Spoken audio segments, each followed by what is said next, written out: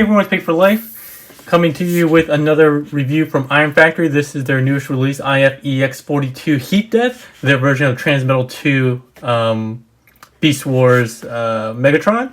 So let's get started. It's actually a very big box, given that it's a legend scale, but it's very big because of the wingspan and so forth. A nice little window showing into, you can see the wings and the robot body itself, and some nice images on the front. Nothing really much going on the side, just some images, and on the bottom, kind of like the warnings and everything like that. Made in China, and on the back they have really small images. I'm actually surprised on how small these images are. There's a lot of dead space here, so let's go ahead and get them open. As with all Iron Factory releases, this one, they are not sealed, but you can open them up, and they come in a plastic shell. They do come with a set of instructions. I'm not gonna lie, some parts of these instructions like make no sense to me whatsoever. Like this whole section down here, I have no idea what they're talking about. I just had to kind of figure it out later. So we'll get to that once we get to it.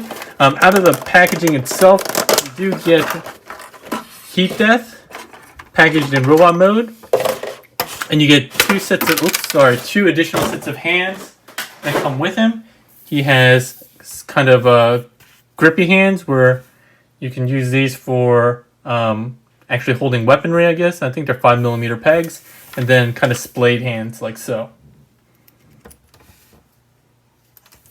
So here he is. He looks really quite nice. Like some of the other releases that we've seen of Transmetal 2 Megatron, even in the larger scale, the wings are kind of the flat, just on a hinge style, so you can get them out like this. And they're quite large. Let's go ahead and do a quick 360.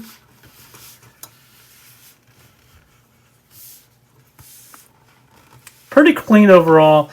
He does have these kind of like hip skirty things. You can probably figure out a way to get them tucked up like this or something like that. And they're actually on hinges too, so you can kind of angle these in certain ways that might be more to your liking, but they're supposed to be designed to be kind of hip skirts to hang off the back, or I guess you can even move them all along to the sides if you'd like, because they are on ball pegs that come out to the side. So whichever you want to do there. Sorry, at least on mine, my chest doesn't like staying pegged in. I don't know why, it's just how it is. So it tends to be a little bit wimpier of a tab than I would like. As far as overall looks and finish though, it's the quality that we've come to expect from Iron Factory. Pretty high quality plastic. There's only one area that is an area of concern, which they've identified already, and it's one tab that's on here. Here, let me see if I can zoom in real quick, and you can see, even though I knew about it already, sorry about that, mine already has a little stress mark here. Right along here, and it's when we go into Dragon mode or Alt mode that I'll show you why that may be the case. They even made an announcement showing the right and wrong way to transform it. So let's go ahead and talk about articulation. So he comes out of the packaging like this. It does restrict some of his articulation in his shoulders, and the artwork itself or the product images are kind of a mixed bag when it comes to these claws. So some pictures have him like rotated around like this and facing backwards. That might be a little bit better just for articulation purposes. But you basically just flip them around. I actually like them forward. They make them look a little bit meaner, but it does restrict some of the articulation here. So that's why I moved them out of the way. So starting with the head, it's on a ball joint.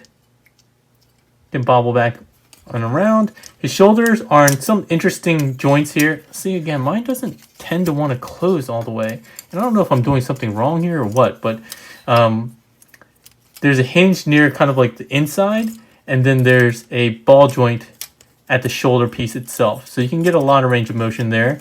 He also has this shoulder piece that can hinge up and down. On his armor, he has a shoulder joint here, a hinge, bicep swivel, elbow joint that goes just about 90 degrees. He has kind of an interesting forearm swivel. Well, it's actually on I think it might be on a ball joint. Yeah, it's on a ball joint.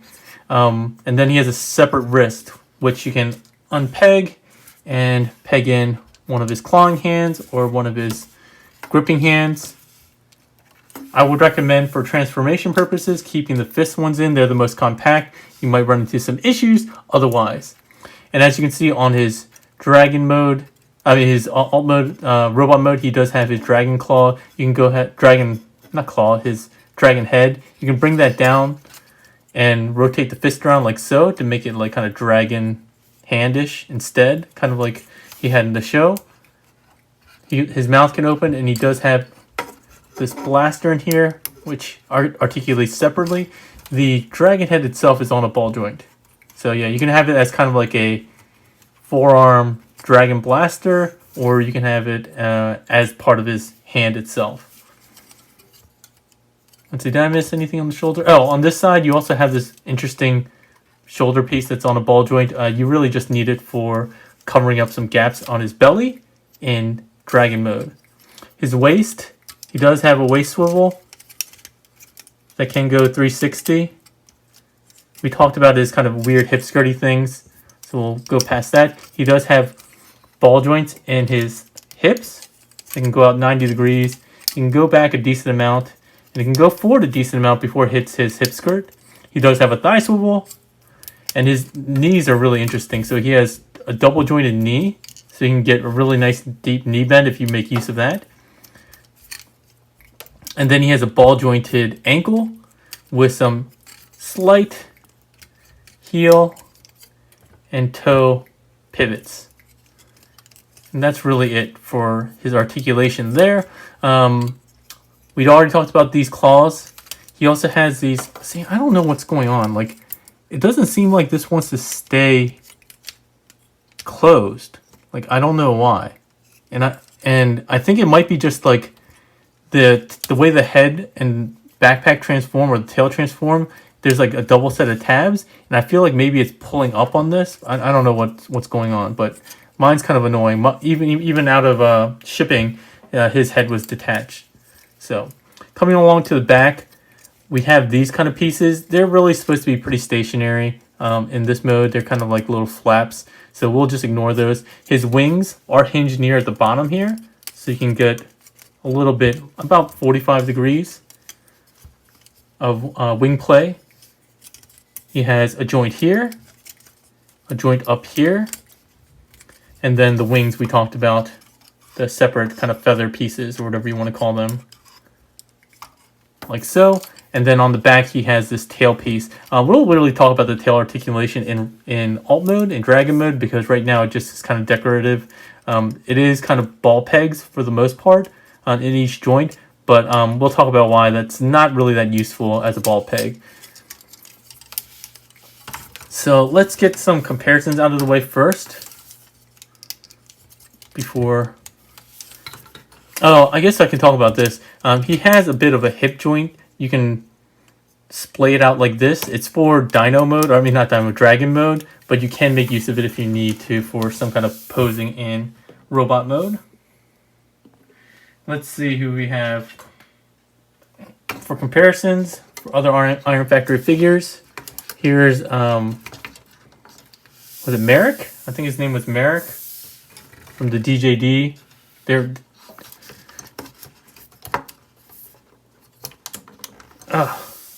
And he's one of the bigger ones.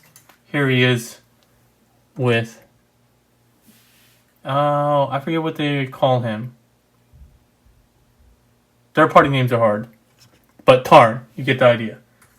Another Legend Scale figure. Here he is with magic squares. I forget, something of freedom, light of justice, something like that. And what else do I have? I guess I have a official Legends class figure, or an older one. This is Warpath. And I think that's really it for comparisons.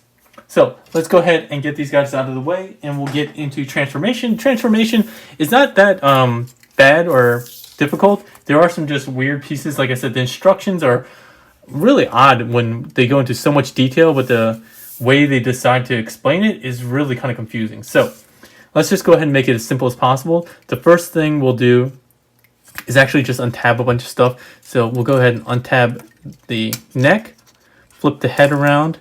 Be careful, the chin molding is really interesting. You want to fold that back, and there's a little bit of a gap for his head crest. You want to bring that all the way down. That untabs here, these two tabs on the back, top of the back tab in here. You just want to bring this down, and then this double hinged piece here can work however you'd like.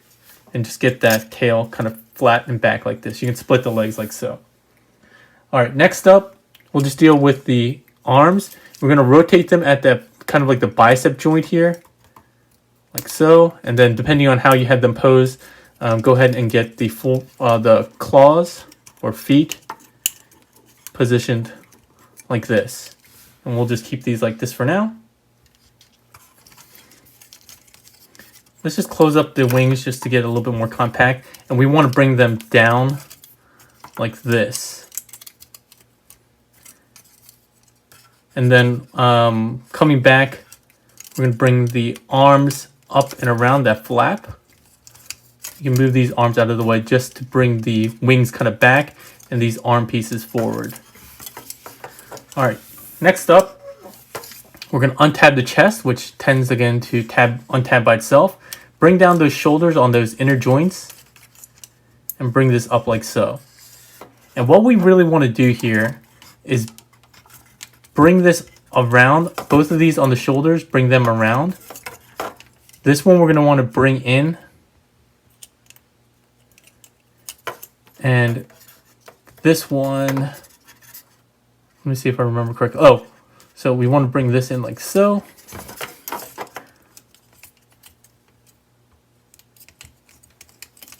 Bring the forearm like this. And at the inner shoulder joint here, bring it down so it kind of looks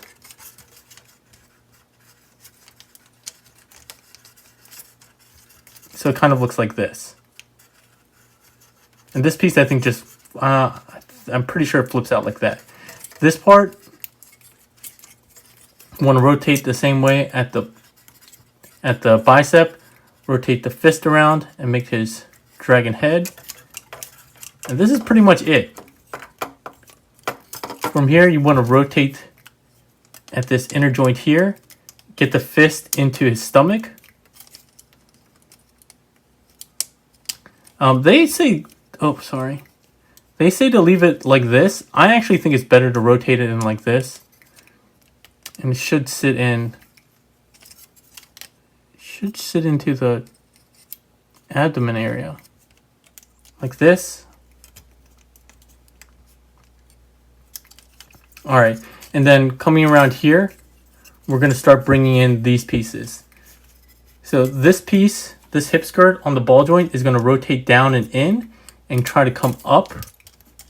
And it has to come over this piece here, right above the chest, like so.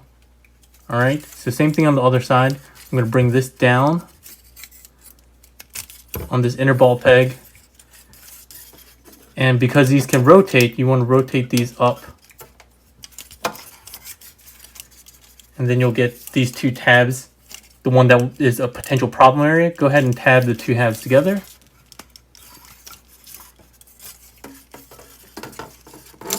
And then we're going to bring these flaps with the arms in. And you'll see there's a tab here and a slot there.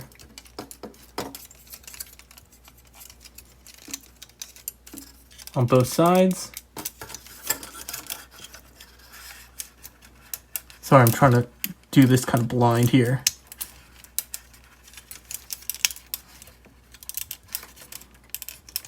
Come on. There we go. There we go. And so they say to go ahead and pull, I think the instructions say to keep this out. So you can peg this in here. I feel like that's a little restrictive, but you can do that. Go ahead and keep that pegged in if you'd like. And then you can bring these wings back up and pose them how you'd like. The legs, the only thing you really do is you make use of that weird hip joint as I pointed out before, and then you just basically bend at the knee to get them kind of like this. And that is Heat Death in his alt mode. And he has a really nice looking alt mode, I think. Most of the stuff does seem to hold together pretty well. This part holds together. The backpack here holds together. The wings are really nice and posable with these pieces. Coming to the articulation of the tail, you have that hinge. It seems like there was supposed to be a peg to keep this locked in here. That's why there's this little hole, I would imagine. But there's no peg here. I think I would have liked that to keep this secure, because otherwise it kind of looks weird. Here, same thing. It kind of looks weird to make use of this hinge, but it is on a ball peg here and a hinge, so you can make use of it as you'd like. Each of these segments has a ball peg, but it's very restrictive in actually being used anything other than a single point of hinge. There's not a lot of room here because of the thickness of the peg itself. So you don't really actually get to use any side to side. You can rotate it. So I guess that is one benefit. Same thing here. Not much you can do from side to side. And then the last segment there. Nice translucent golden pieces. I didn't mention that before, but it might be hard to see, but it actually becomes orange and gets a little bit darker, kind of like a burnt looking color as it goes out. So it's very cool. I don't know how they did that very accurately, but it looks really nice. It's a small detail, but one that I think really does give this character a little bit more character. Not to sound really stupid, but yeah. We already talked about wing articulation. It's the same in robot mode and alt mode, so we won't go into that too much. Same thing with the hips. You get kind of the same thing, except you have this extra joint as we talked about before. Knees are basically the same. Feet are all the same. We'll finally see the alt mode arms, which are ball peg into the shoulder, and the shoulder has a bicep swivel that we used for transformation. He does have an elbow bend here, and a ball peg for the foot. On the neck, we already kind of saw it, but you can rotate on this kind of small ball peg here. This section here you can use on this double hinge, but it'll make it look kind of broken up. And then another ball peg at the front. The dragon head, we've already talked about. You can open and close, has nice gold detail with the blast mouth right there. So yeah, I don't really have anything useful to compare him to in alt mode. I guess I'll just go ahead and bring out this. Here, I'll bring out another figure. Here's Kaon. And here is Karn again. So yeah, looking at him 360, he does look quite nice. You can stand him up like this, or you can kind of get him into a dragon pose, whichever you would like. I do like the details here. He does have nice gunmetal paint and gold details, and even this chest piece here, which I didn't really talk about, has kind of a jewel right in his chest that's translucent.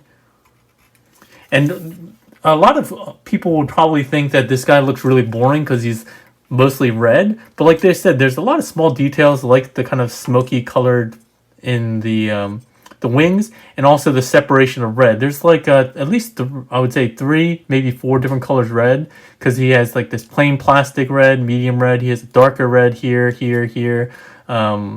has this metallic red that is painted on the horns and some places on the wings. So there's a lot of detail. Even some of the black plastic balances out with some darker dark gray paint, as well as some kind of gunmetal metallic paint. And even this glossy stuff here. So there is a lot of separation in the pieces, which make it a lot more interesting than just a single red, which a figure like this could easily suffer from.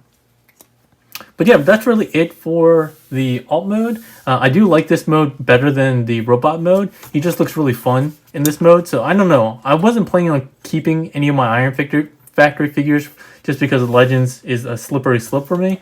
But I don't know, maybe I will keep this one. He's just kind of cool to pose and just have, maybe get a display stand, a flight stand, to have him displayed flying or something like that. But yeah, let's go ahead and get him back into robot mode and we'll finish off the review. Let's just make it easy on ourselves and just straighten out the legs. That's really all the legs are for transformation. We'll just straighten those out. Just keep them splayed a little bit. Let's untab these sections here. Untab this.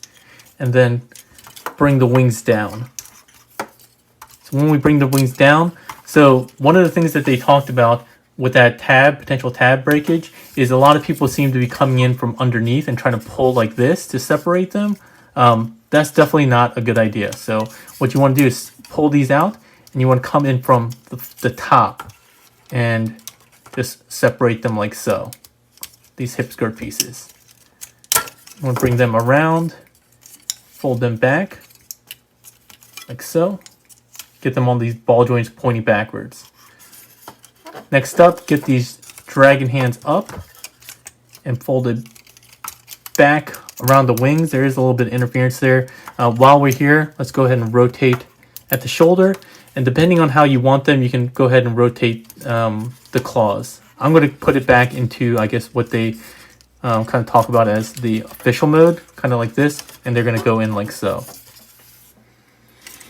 Next up, let's just deal with the midsection. Rotate clockwise, and then you're just going to bring the arms down, rotate at the shoulder, rotate it at the bicep, bring this piece here. Oh, and close up this flap. Same thing on this side, rotate at the shoulder, rotate at the bicep, and then depending on how you're going to do the left arm or left fist, we're going to leave this like so for this time. And then we're just going to bring this entire chest piece. You see these two tabs here, they go into the two slots there, like so.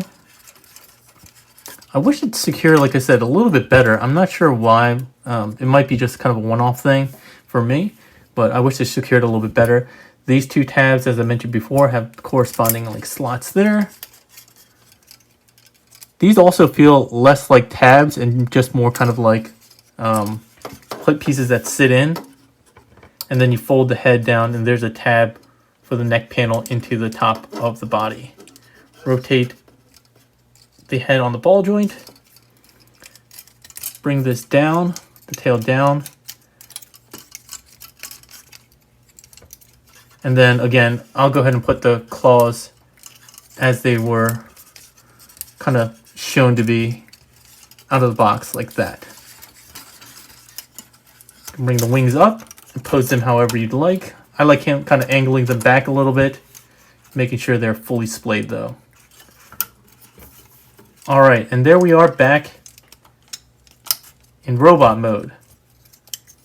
So, final thoughts. A cool little figure. Again, I've always been a Beast Wars fan.